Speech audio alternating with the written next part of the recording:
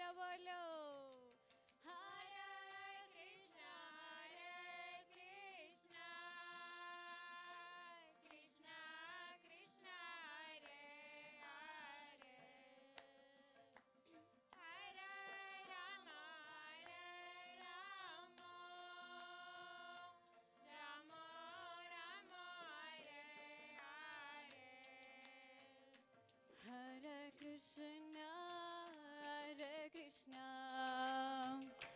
Krishna Krishna Hare Hare Hare Rama Hare Rama Rama Rama Hare Hare Bolo bolo please chant Hare Krishna Hare Krishna Krishna Krishna Hare Hare Hare Rama Hare Rama Rama Rama Hare Hare Hare Krishna Hare Krishna Krishna Krishna Hare Hare Hare Rama Hare Rama Rama Rama Hare Hare Hare Krishna Hare Krishna Krishna Krishna Hare Hare Hare Rama Hare Rama Rama Rama Hare Hare Hare Krishna Hare Krishna Krishna Krishna Hare Hare Hare Rama Hare Rama Rama Rama Hare Hare Hare Krishna Hare Krishna Krishna Krishna Hare Hare Hare Rama Hare Rama Rama Rama Hare Hare Hare Krishna Hare Krishna Krishna Krishna Hare Hare Hare Rama Hare Rama Rama Rama Hare Hare Hare Krishna Hare Krishna Krishna Krishna Hare Hare Hare Rama Hare Rama Rama Rama Hare Hare Hare Krishna Hare Krishna Krishna Krishna Hare Hare Hare Rama Hare Rama Rama Rama Hare Hare Hare Krishna Hare Krishna Krishna Krishna Hare Hare Bolo bolo Hare Rama Hare Rama Rama Rama Hare Hare Hare Krishna Hare Krishna Krishna Krishna Hare Hare Hare Rama Hare Rama Rama Rama Hare Hare Hare Krishna Hare Krishna Krishna Krishna Hare Hare Hare Rama Hare Rama Rama Rama Hare Hare Hare Krishna Hare Krishna Krishna Krishna Hare Hare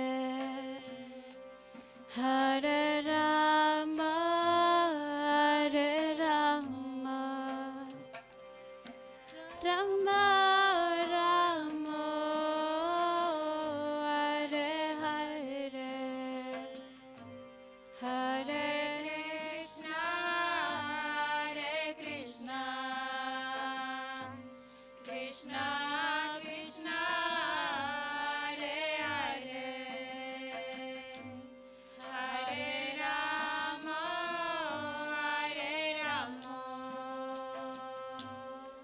Rama Rama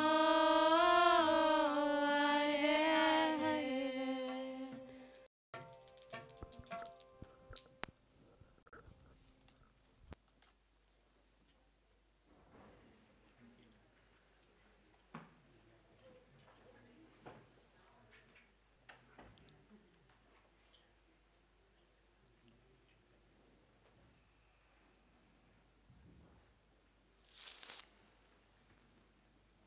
Take a moment and just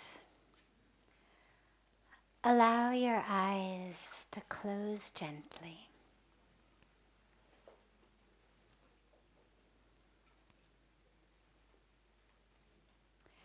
And allow your senses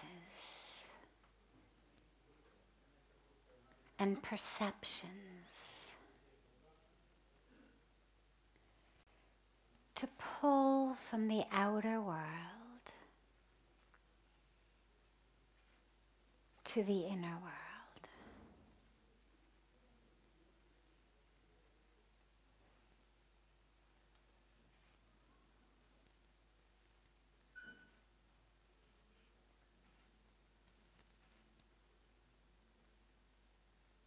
Draw the awareness to the breath.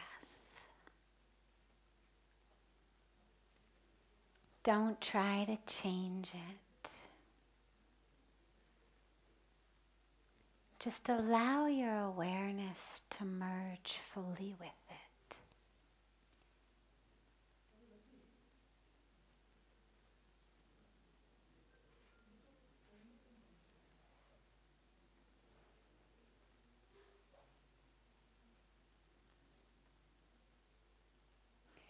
But instead of the awareness on your breath, in your chest, bring the awareness as low in the abdomen as you can. Try to take it a couple of inches just below the belly button.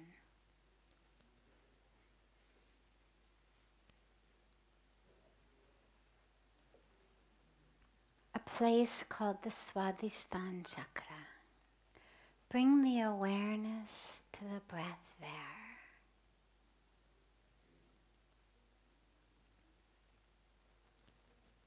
As you breathe in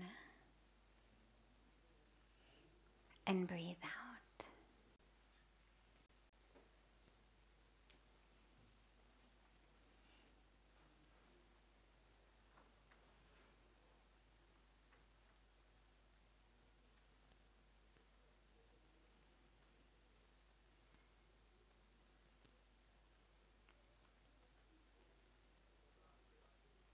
From the next inhalation,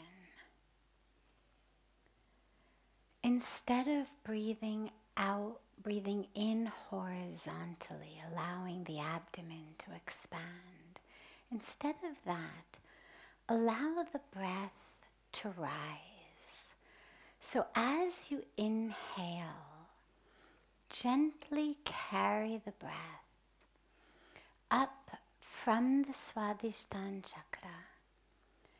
Carry it gently and smoothly, all the way up if you can. Carry it up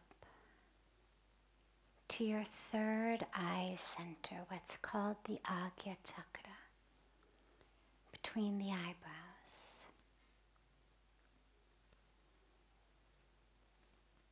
And then exhale gently, back down,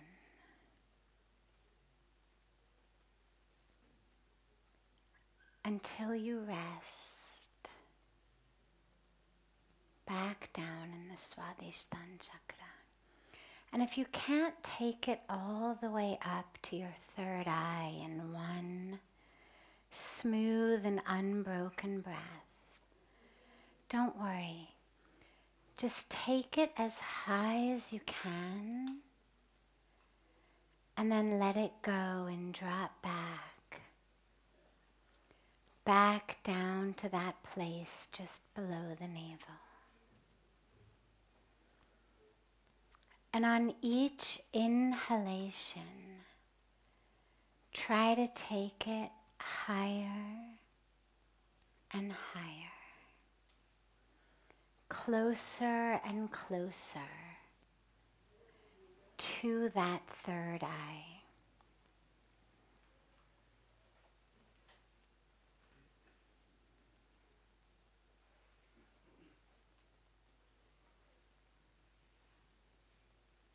Sounds may come in the outer world. Sensations may come. Thoughts may come. Don't worry about them. Don't fight them off, but also don't allow your attention to get hijacked by them. Just keep the awareness on the breath.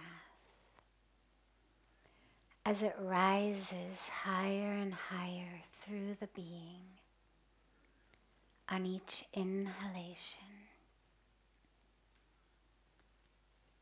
closer and closer to that Agya Chakra, the divine eye.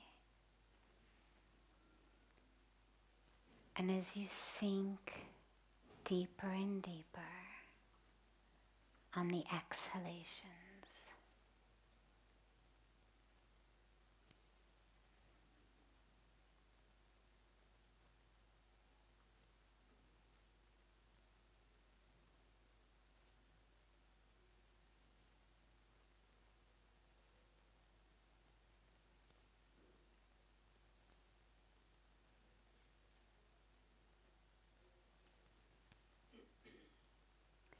rising higher and higher in the inhalations, as we take the breath from below the navel,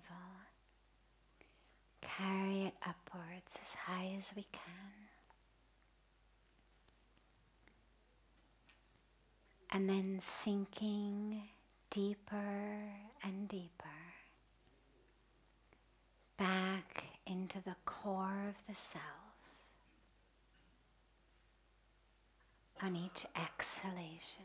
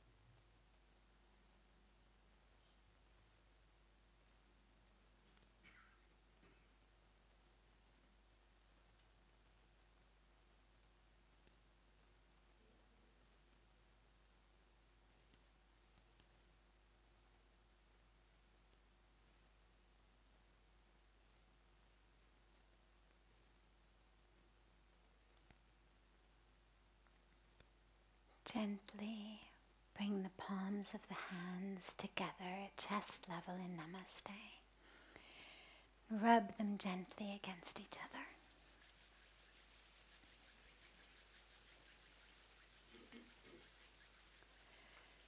Cup your hands over your closed eyes.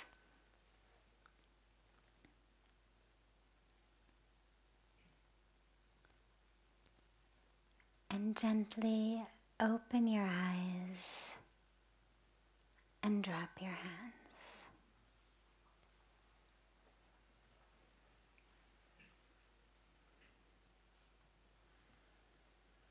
Welcome to Satsang, everyone.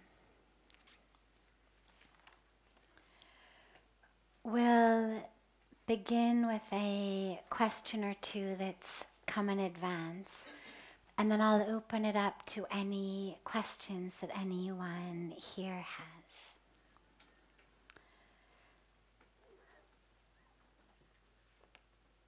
How can I let go of judgment of myself and others I judge others who ignore issues important to me. I judge myself for being judgmental. I judge my past and find it difficult to forgive myself.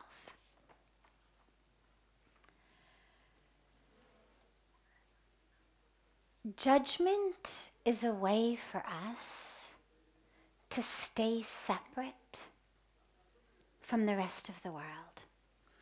It's a way for us to stay separate from ourselves, separate from our hearts, and separate from everything else in the universe. Because as I judge, in order to judge, I have to be looking at the object I'm judging. And the mind can only function in separation.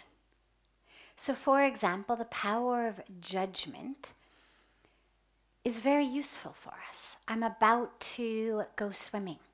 I'm not a very strong swimmer. I'm standing on the beach. I'm looking at the waves. My power of judgment is very useful to understand. Is that wave too strong, too high? Or is that something that I can swim in? Good to understand. Power of judgment, very good. I'm about to pull a pot off the fire on the stove. Judgment is going to be very good to understand how long it's been on the fire, how hot it might be. Am I going to need a pot holder or a towel to grab it? Or am I going to be able to get it? Simple things. Judgment in and of itself is not wrong. We need to use it to move through the world. Walking down the street, I've got to cross the street, cars are coming. I need to judge how fast is that car coming? How far away from me is it? How quickly do I walk?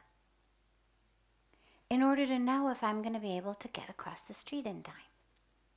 The problem comes when instead of judging our surroundings in order to be able to tread them safely, we're judging those with whom we're supposed to be connected, including our own selves. As I hold others separate from me, as I hold myself separate from me to look at it in judgment, it's actually coming from a very safe place, which is why we love to judge. If I can sit over here and judge you, that's very safe. My heart doesn't have to open. I don't have to connect with you. I don't have to surrender to anything. I don't have to drop deeply into anything, because judgment, of course, is all in the mind. The heart doesn't judge. The mind judges. So I don't have to drop deep. I don't have to surrender. I don't have to become one. I don't have to open. I'm able to sit back, sit at a distance, stay in my head, and feel very high and mighty about it.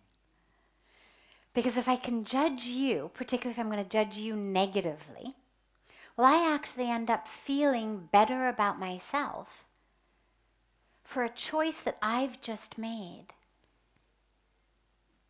against why I'm here.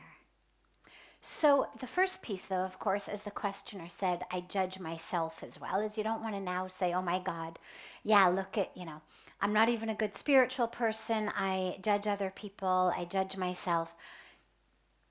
I can't do spirituality either. That, again, keeps us an arm's length away. And so the judgment of the self is a way that we stay in our minds rather than actually opening our hearts. Every minute that I'm judging myself, that I'm looking at myself and saying, oh my God, you are so stupid. I cannot believe you just said that.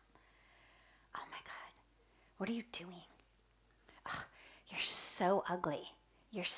Why did you eat that? Why did you do this? Whatever it may be, whatever way we may be judging ourselves. It's keeping me at an arm's distance from my true self, from my heart, from my life, from the fullness of who I am. And so the solution, the only solution to judgment, is a conscious and conscientious choice over and over and over again for connection instead of separation.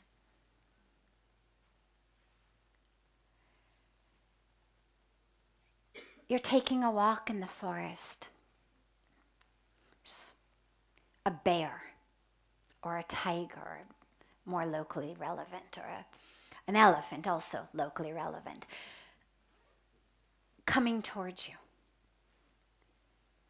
It's very good to be able to judge. You want to judge how far it is, how fast it's coming. Can you climb a tree? Can you get out? Does it look like it's angry? Does it look like it's in a good mood?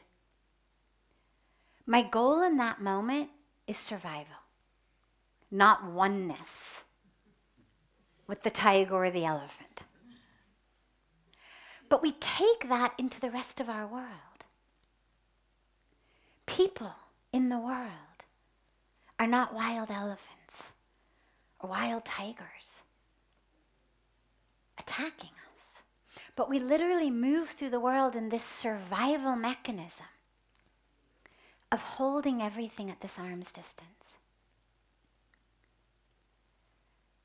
So to free ourselves of it is this conscientious choice in every minute for connection instead of separation.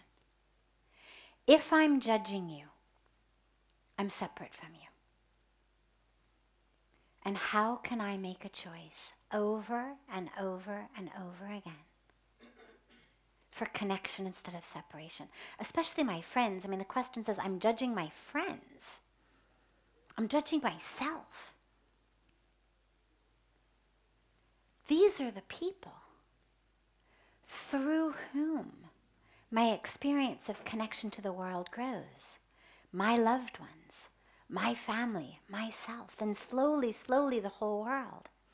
But I have to begin somewhere. And so we make a choice. Connection rather than separation. And especially of the self. You know, we're here in Rishikesh. I would imagine if I said, okay, show of hands of everyone who's, taking a yoga class somewhere or doing yoga, it would be almost all of you. Well, in yoga, one of the things that we talk about all the time, nonviolence, ahimsa, right, the core of it, that oneness that yoga actually means, which leads us into compassion, right? Loving kindness. Whether we actually are practicing a specific loving kindness, compassion meditation, or we're just cultivating it in our lives. Well, ourselves are just as worthy of compassion and loving kindness as the rest of the world. When we do meditations on loving kindness, it's not for all minus the self. Oh God, grant me compassion for all living beings except me. Loving kindness for all except me. But most of us tend to do that. We tend to leave ourselves out of the equation. How can I develop love for all, compassion for all, oneness with all, except me? Because, oh my God, I am the worst. I am the stupid one. I am the worthless one. I'm the one who's a failure. And so just make sure that your practice of yoga, of meditation, of compassion, of loving kindness, of whatever your path may be, that it includes the self as well. And as you do that, your experience of self, the capital S self, expands. My materialistic viewpoint says this is who I am. I end here. Then there's this empty space. Then this beautiful young woman begins over there. She is that. Then there's empty space. He begins over there. But spirituality tells us no. There's no place I end and you begin. I'm not this body. And this body, in any case, isn't nearly as solid as it looks. It's energy. Put me under an electron microscope, and you don't see borders and boundaries and lines. You see energy. I'm spirit, I'm energy, you're spirit, you're energy. There's no place one ends and the other begins. And so as my connection to myself grows, so does my experience of what myself includes. And then instead of needing to sit in the really cheap safety of judgment, because that's really what it is. Judging you is just giving myself cheap safety. It's a lot easier to sit over here in separation from you than it is to open my heart and connect. So instead of doing that, I come into myself and I allow my experience of self to expand, to include you. And it doesn't mean that we love everything. It doesn't mean everything is perfect. Even in our own bodies, even in our own lives, we all have things. There's lots of aspects that we want to work on, like to be better at this, better at that, develop this skill. Have stronger muscles over here. Whatever it may be.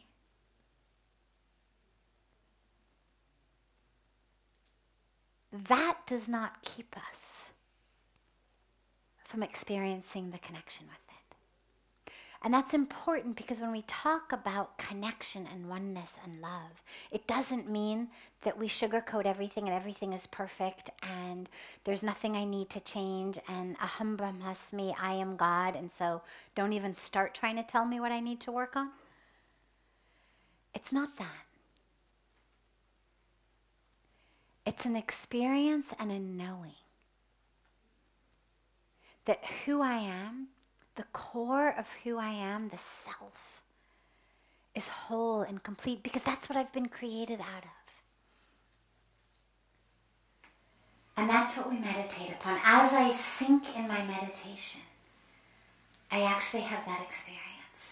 And when I have that experience, then I'm able to move through this body, through this life, through my skills, through my challenges, through what I need to learn, what I need to develop, in a way that it's not about me being a problem or me being bad or me being less than.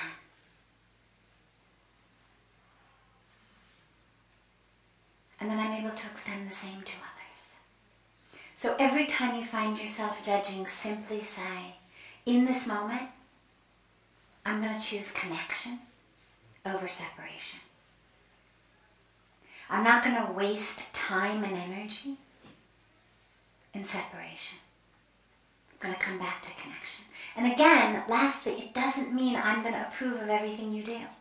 Just in the same way that the judgment of the waves, the judgment of the pot on the stove, the judgment of the car or the tiger or the elephant is important.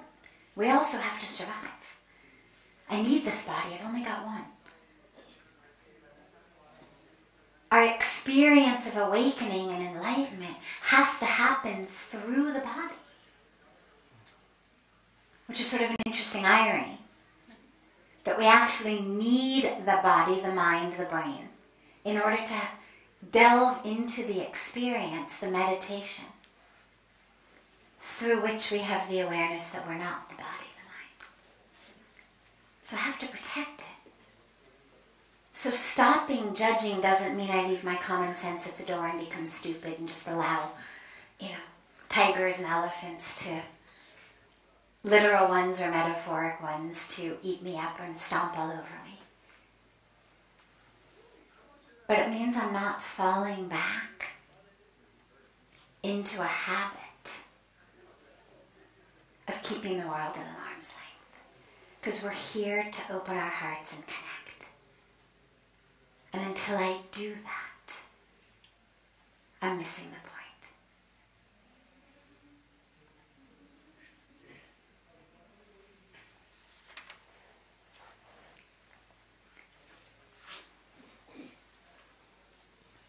Actually, before I take another question that's come in advance, I'm happy to open it up to any questions that anyone here may have, if anyone has any. Yes? How one can deal with guiltiness? How to deal with guilt. Okay. So it comes with judgment. But first of all, to understand,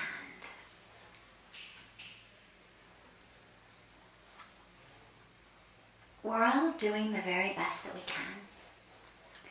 Nobody wakes up any morning and says, I know what I'm going to do. I'm going to hurt that person. I'm going to plot it. I'm going to plan it. And I'm going to hurt them. When we hurt people, we hurt them because in that moment, in that situation, in that circumstance, my toolbox didn't have in it what the situation required. So maybe the situation required patience, but my toolbox didn't have patience. Because in my life up to that point, my sanskaras, my history, my family, my childhood, whatever it may be, because we all develop toolboxes of how we move through the world. What we have in order to be able to address the situations that the world gives us. Do we have patience? Do we have compassion? Do we have forgiveness? Do we have courage? Do we have strength? Do we have truthfulness? And if the situation that arises is one for which I don't have a tool, I'm going to do the best I can with the tools I have, but a lot of times it's not very skillful. You know, if you see a nail sticking out of a wall, but you don't have a hammer, and all you've got is a toothbrush, you're going to whack the hammer unskillfully.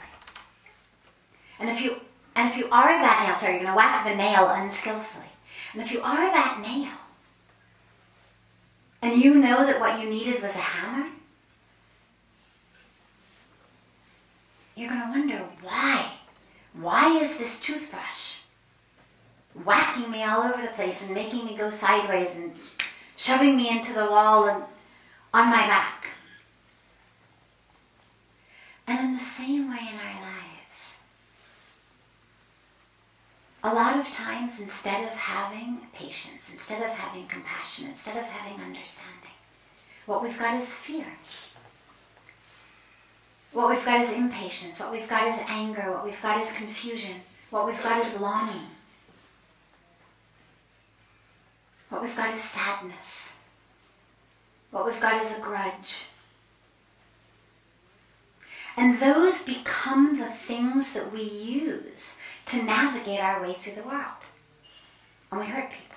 And this, by the way, of course, is the same reason people hurt us.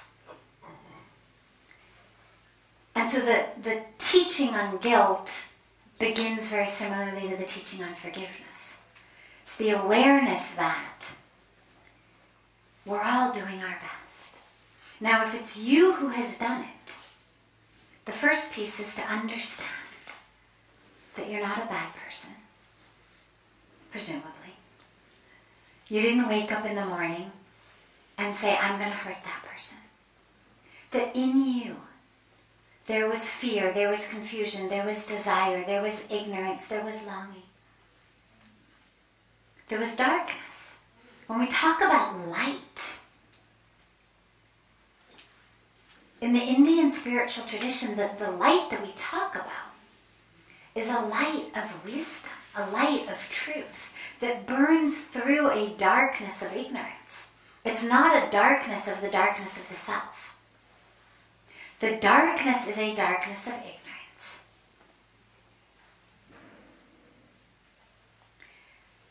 So I was ignorant in that moment. I didn't have the wisdom to give that situation what it required. Okay. So you forgive yourself. But we also have injured others in the world. There's a beautiful story of a kid who had a horrible temper tantrum. And his father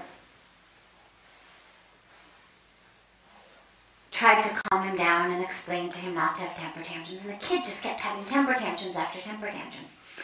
And finally, the father said, okay. He said, from now on, every time you get angry, every time you throw a temper tantrum, after that, you've got to go out and hammer a nail into the wooden fence in our backyard.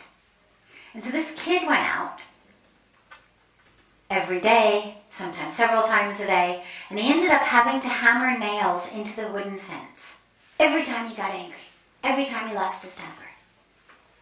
And at the end of the month, the father said to him, okay, now go out there and pull all the nails out of the wooden fence. And he did. And the father said, now look at the fence. And of course the fence was full of holes, badly weakened. And his father said to him, you know, you get over your anger. You have a temper tantrum, you think you're done with it, the world should move on. But you look at those holes that your nails have left in that fence. Even after you've pulled it out, that fence will never be the same. And the people in the world you are hurting may never be the same. That which you're doing in your anger is like driving nails into that fence. And so we have to also realize that there are amends to be made. If I've hurt someone, even though I know I didn't do it purposely, I know that I didn't do it out of malice, I know that I didn't wake up in the morning and say, I know I'm going to hurt that person. Yes, it was out of ignorance. The big umbrella of ignorance. It includes my ego, and it includes my fears, and it includes my desires. And it includes my attachments and expectations and my grudges and my separation and all of that. In that ignorance, I have hurt someone. So I have to forgive myself. But I also have to make amends. To whatever extent I'm able. We can't always do it, sadly. But we want to make sure that we're not doing the equivalent of going out and committing sins and then thinking, well, I'll just have a bath in Ganga and, you know, make it all better. I actually was somewhere abroad in an event, a function, and one of the other people from India when we were there, the meal came, and there were some non-vegetarian desserts, and we're obviously all very strict vegetarians, and there were some desserts that were non-vegetarian that had eggs in them. And he said, oh, well, that's okay, I'll just have one and go back and have a bath in Ganga when I get back to India. And I mention that because this isn't the way that we use grace. So as you've hurt someone, we make amends. We learn. And we forgive ourselves. Not in a sense of, okay, done, had my bath in Ganga, I'm absolved, now I'll go out and do it again. But in a way in which I realize, look where my ignorance is taking me. Look what's happening. Look what's happening from the darkness in my life that I don't want to let go of. Because that light is always there. It's always there. The possibility of bringing light to your darkness is always there. The sun is always shining. But if we're going to sit metaphorically in our room with the curtains drawn, because we're attached to our darkness. I remember when I first met Pujya Swamiji, we were talking about, I have a background in psychology, and so I was talking something about psychology and history and people's things, and he said to me, he said, you people in the West, he said, you sit around in a dark room and you talk about how long it's been dark and what the darkness feels like and how you feel sitting in that darkness and why it's dark and what the molecules of darkness are made of and how long it's been dark and all of that. He said, but you're still in the dark. And he said, here in India, we go like this around the walls looking for a light switch. And so I share that with you because when we are living in guilt for things that we've done to ourselves, to others, to the world, due to that darkness of ignorance we live in, that fear, that ego, that separation, that attachment to the body, that attachment to my histories and my identities and whatever it may be.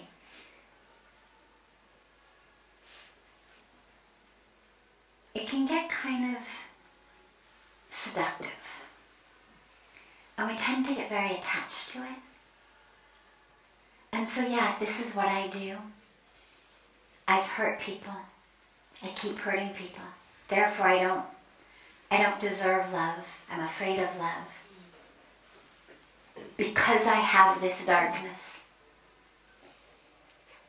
I don't deserve grace. I don't deserve goodness. Because I have this darkness. And it's really important that we give up our addiction to our darkness. And guilt, in many ways, is our way of holding on to our darkness. It's the guilt that always reminds you, you're bad, you're wrong, you're hurtful, you're ignorant, you're this, you're that. And the guilt just builds this identity around us. And this is why it's so important to let go. So important to forgive.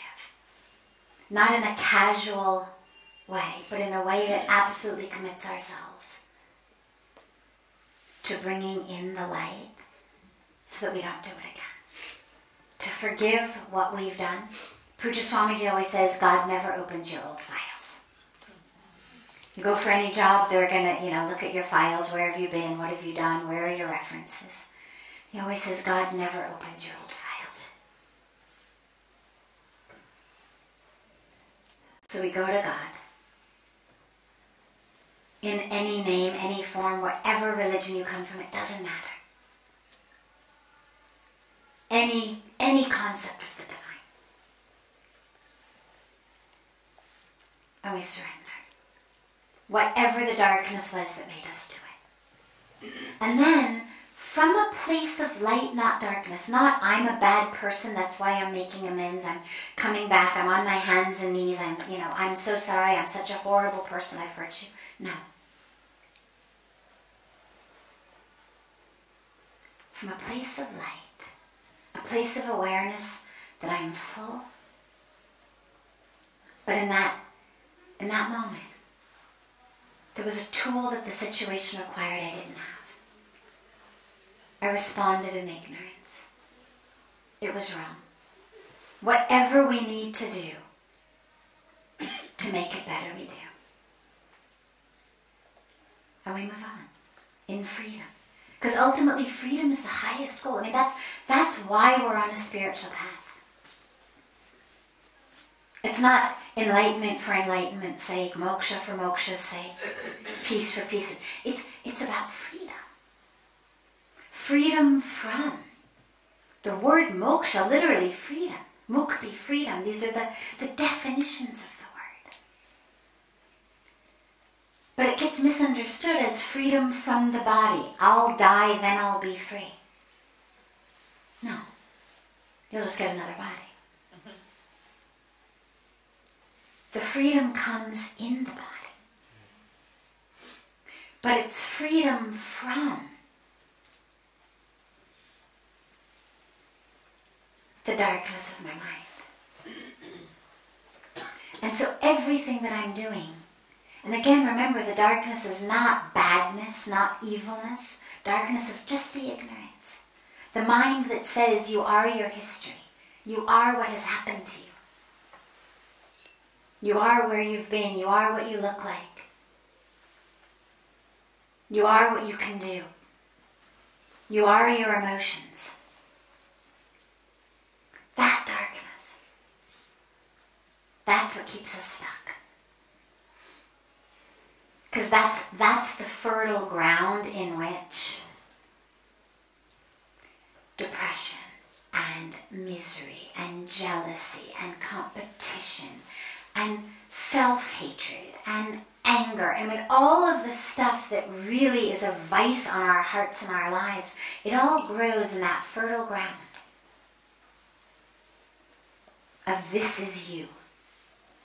Whatever's happened to you, wherever you've been, what you look like, how much money you make, what you've done, what's been done to you, that is you.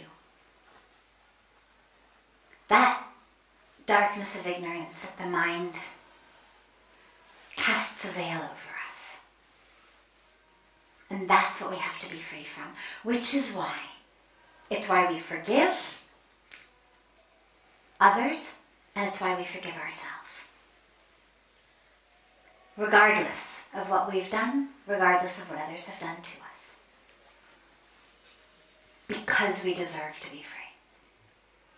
And because a grudge toward another being, anger toward another being, holding on to what someone else has done, keeps me from being free. And guilt over what I've done keeps me from being free. And it keeps me locked into this identity of you are what you did. I remember one time several years ago, Pujya Swamiji and I went to jail. Not taken there as criminals, but we went to visit. Rephrase that. We went to visit a jail. And give a talk to the prisoners. And Pujya Swamiji said something that was so beautiful and has stuck with me all of these years. He said to them, he said, your crime, you're in here identified by your crime. You identify yourself as your crime. He said, but your crime is this much. You are this much. And he said, stop identifying as that much and start identifying as this much. So fortunately, you're not in jail. You're free in the body, but you're in jail in the mind.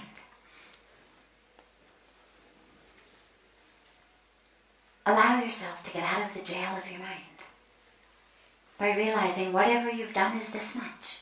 You are this much. Do what you can do to make amends. Do what you can do to make sure that you never do it again by bringing in the light. By exposing that within you, the anger, the pain, the longing, the fear, the confusion that caused you to do that. Expose that to the light so it can be healed.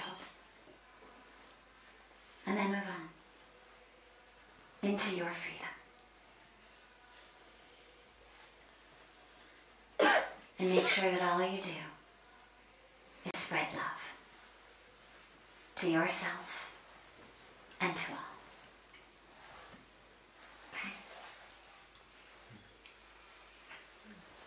Okay? So we have time for one more question. There's yes. I just wanted to say thank you, first of all. And then I was wondering if you could give your explanation of formlessness.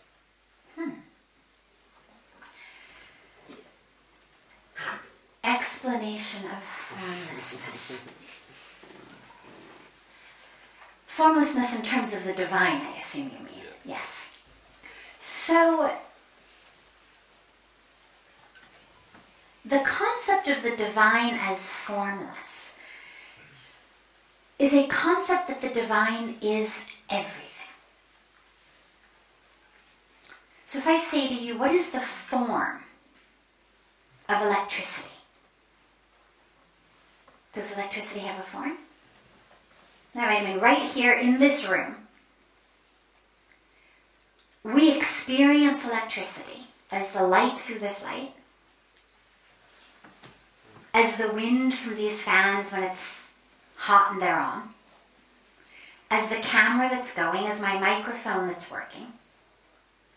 That is how we know that electricity exists. When the electricity goes out, we know it. My mic stops working, the light goes out. But electricity itself doesn't have a form. It takes the form of what it goes through. Similarly, water. If I say to you, what's the form of water? Well, right here, the form of water is pretty cylindrical. Right? You could say it's got, a radius of about an inch. But that's not the form of water, it's the form of the glass. So, when we speak about the divine as being formless, it's not cannot take form. It's that the divine is infinite. And therefore it's in everything. The form of the divine is whatever you are seeing. And so the lineage for which the divine is formless is a lineage, a teaching, a school of what we call Advaita Vedanta. Okay? It's a non-dual. The dualists, the devotees, the bhaktis, it's me and God. And oh my God, I love you so much, right? I'm gonna sing to you, I'm gonna pray to you, I'm gonna perform your worship ceremony. Okay, that's a dualist path. The non-dualist, it's God is formless. Because there is nothing but God. It doesn't just mean, and this is an important distinction, it's not just a matter of one God, it's nothing but God. So it's not one God that exists somewhere. It's nothing but God. And so that's when we talk about formlessness. It means literally everything is God. So one way of thinking of it is you say, what's the form of the ocean? The ocean doesn't have a form. We understand the ocean by the waves from the surface, unless you're a scuba diver. Which, by the way, is our equivalent of a meditator, right? You go deep, you actually start to experience what it's all about. But from the surface, we see waves. But a wave isn't really the form of the ocean. It's just a form that has been taken for a very, very brief intersection of time and space.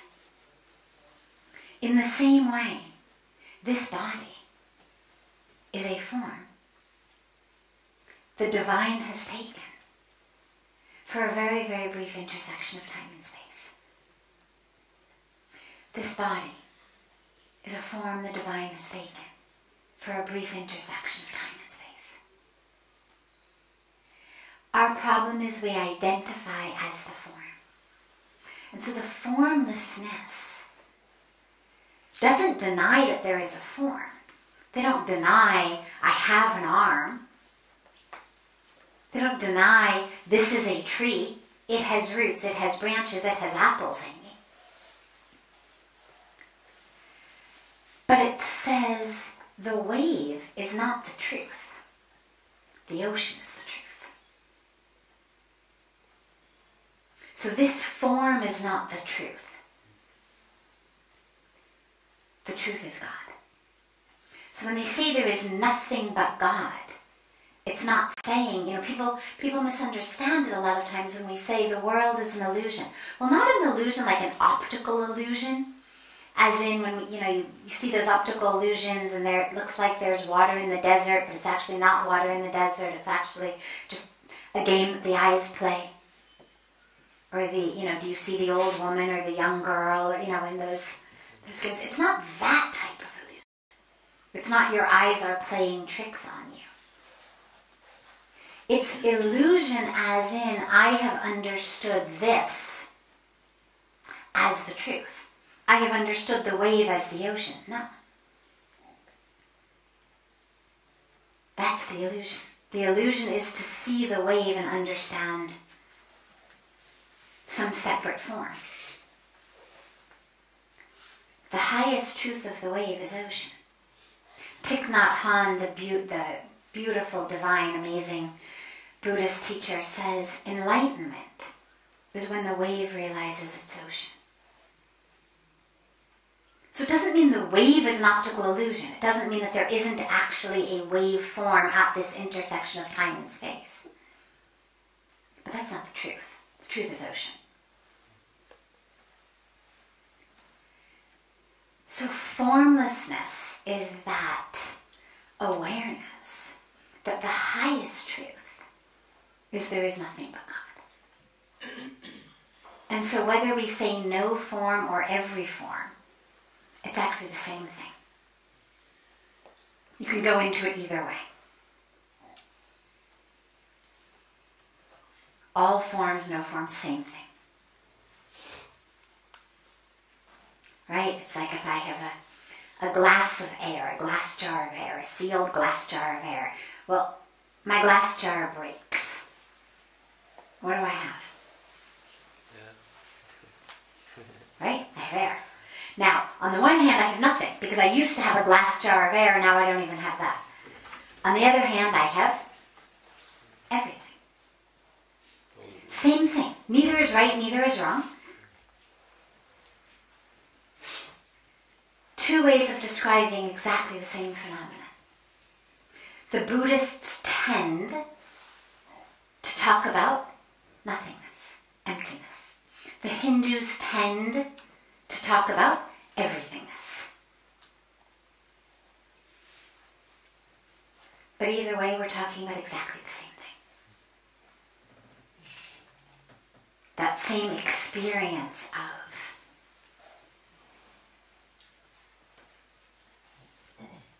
formlessness.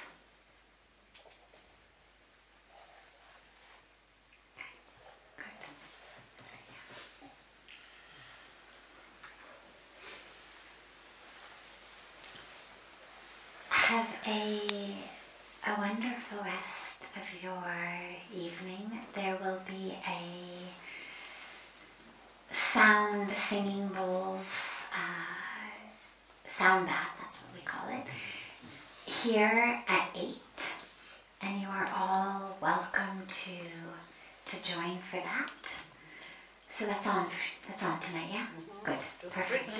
Bring a blanket or a shawl. So you can lie down. Okay. Wonderful. So that's at 8, and you're all welcome if you'd like to join for that. And see you all tomorrow.